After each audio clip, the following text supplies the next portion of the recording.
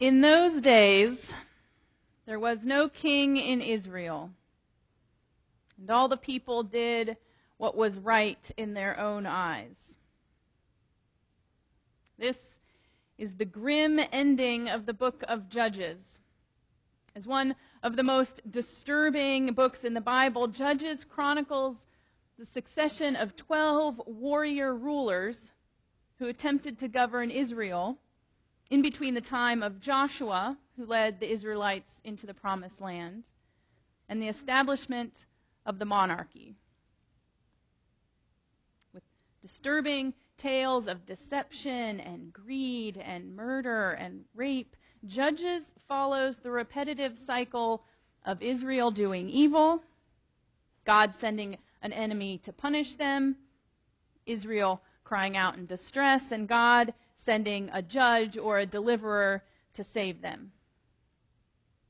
It's this series of highs and lows with an overall downward trajectory where the highs never really compensate for the terrible evil of the lows, causing the book of Judges to end with complete moral bankruptcy as everyone did what was right in their own eyes. Now, what, if anything, does this have to do with the story of Ruth? As one of only 2 books in the Bible named for women, Ruth is many people's favorite book of the Bible. I mean, what's not to love about Ruth? It has 2 strong female characters, and it reads almost like a Cinderella fairy tale. A young, foreign widow works hard, and she catches the eye of the rich and kind landowner who marries her, and they live happily ever after. The book of Ruth is basically the closest thing the Bible ever comes to a Disney movie.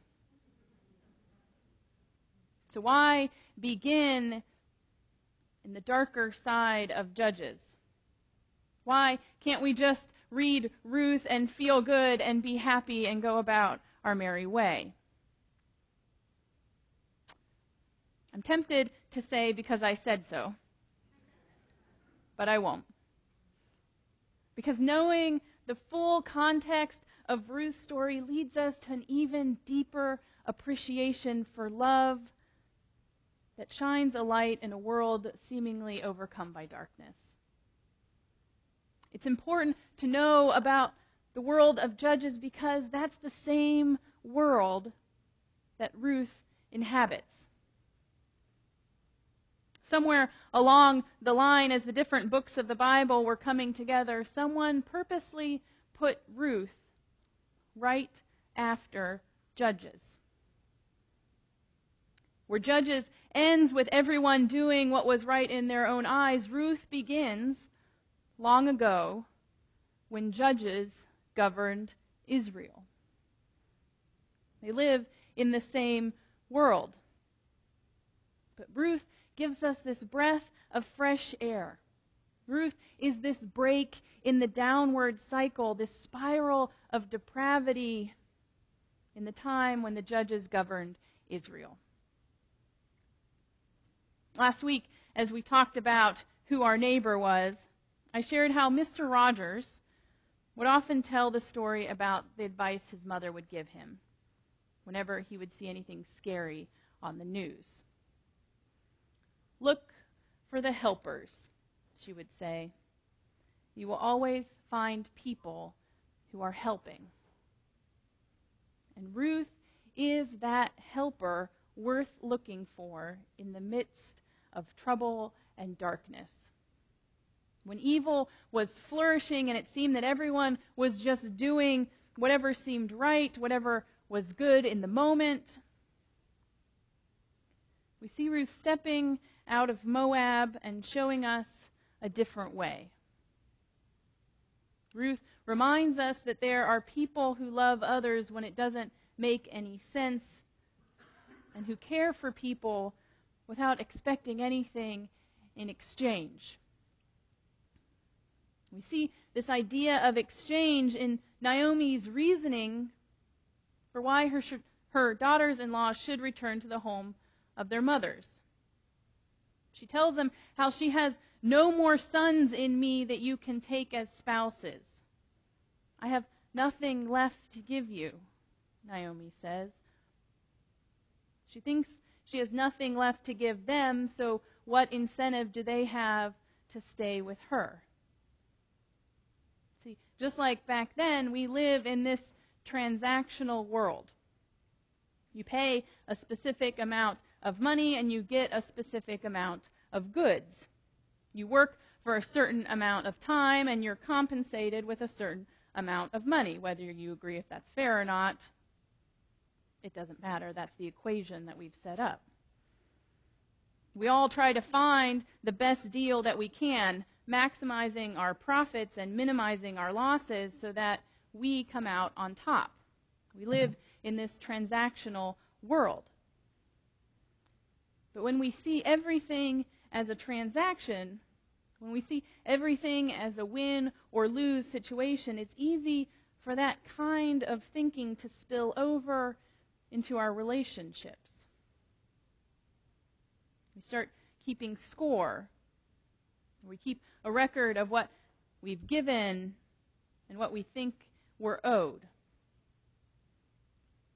And in order to balance those scales, we end up doing what's right in our own eyes without concern for anyone else.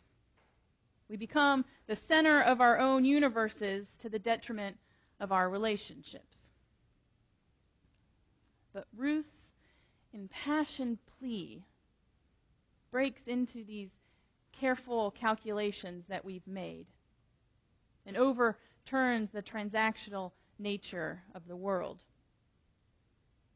In the midst of everyone sitting in the center of their own universe and seeking to satisfy their own selfish desires, Ruth embodies a different ethic. Ruth stands for something higher, a different definition of what is right. Ruth's impassioned plea to stay with Naomi testifies to a love that has nothing to do with balancing the scales. Please don't ask me to leave you and turn away from your company, she says. I swear to you, where you go, I will go. Where you lodge, I will lodge. Your people will be my people, and your God, my God. Where you die, I'll die there too, and I will be buried there beside you. I swear. May God be my witness and judge, that not even death will keep us apart. Even though Ruth makes this pledge to her mother-in-law, her declaration has become a popular scripture to read at weddings. Her beautiful words express a deep and abiding love. And the fullness of her commitment to Naomi makes for a profound vow that we would all be blessed to take. And what's unique about this vow that she makes, unlike the other vows or the covenants that we find in the Bible, Ruth's promise to Naomi is one-sided.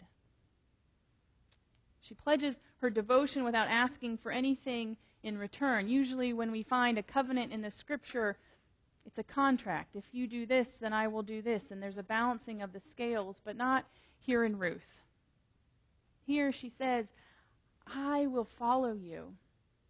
I will care for you. I will love you without any expectations of getting anything in return. And here is your Hebrew lesson for the day. In Hebrew, this kind of act or devotion is called hesed. Hesed, which is often translated as loving kindness. Hesed refers to acts of benevolence one does out of kindness rather than obligation. But ironically, despite its selfless nature, despite the fact that Hesed is about doing good without keeping score, it often has an accumulative effect.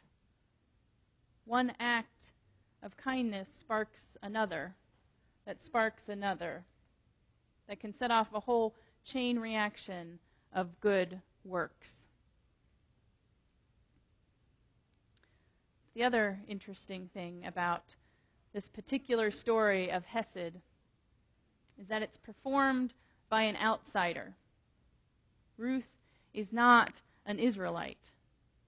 Throughout the entire book of Ruth, the author never lets us forget that Ruth is a Moabite.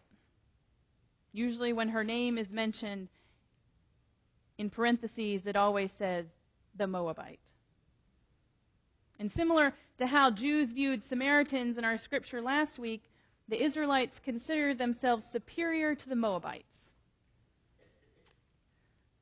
because the Moabites had a little bit of a sordid past. See, the Moabites were the descendants of Lot's daughter's incestuous relationship with their father. So nothing good can come from Moab. So this means that Ruth's life in Bethlehem was probably far from the fairy tale that we imagine. We don't hear any of the slurs hurled at her as she worked in the field. We don't hear the rumors that trailed behind her in whispers as she passed by, but we can imagine them. We've all heard them. Because Ruth was from Moab after all, and everybody knows nothing good comes from Moab. And yet there, tucked into the center of our scripture, into the canon of this book that we call holy, we find Ruth.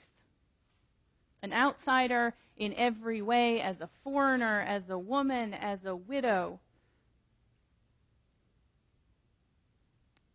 Ruth breaks into the self-centeredness of the people, and she upends their stereotypes about Moabites. Ruth offers us a turning point as well this morning. For the past several weeks, we have been on a journey. We've been looking at the different traveling stories in the Bible. We set out with Abram into an unknown land, and we were inspired by the Ethiopian eunuch to ask for directions.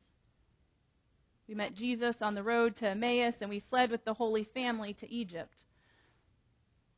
We got lost with Jonah, and we came to recognize our neighbor in the parable of the Good Samaritan. But Ruth turns our attention home. While she may have set out from her homeland, her faithfulness and devotion to Naomi calls us to consider how we make ourselves at home in the world. We don't know anything about Ruth's life before she married into Naomi's family other than the fact that she was a Moabite.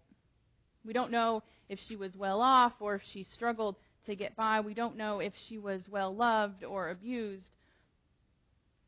But by choosing to make her home in relationship with Naomi, by embodying this idea of hesed, of loving kindness, Ruth shines a light into the darkness of our self-centeredness and our moral superiority. In a time when everyone was focused on their own concerns, Ruth calls us home. She shows us the power of centering ourselves around loving kindness rather than our own selfish desires or the need to always be right. Through her devotion, Ruth became part of the promise made to Abraham long ago. And she helped redeem the lineage that would lead to the redemption of the whole world through Jesus. We're still people on a journey. But over the next few weeks, we'll turn our attention to what it means to head home. Today, we gather from Ruth's story that home is in the people that we love and the acts of loving kindness that bind us together. We learn that no matter what lies in our past, we make our home with the people that we love and care for, the people who love us and care for us. In a world rife with pain and selfishness and darkness and greed, Ruth shows us that we have the power to make a home for ourselves and for others in the wideness of God's mercy and grace, where all are welcomed and embraced. So as we continue on our journey over the next couple weeks, may we open our arms and welcome others home along the way. Amen.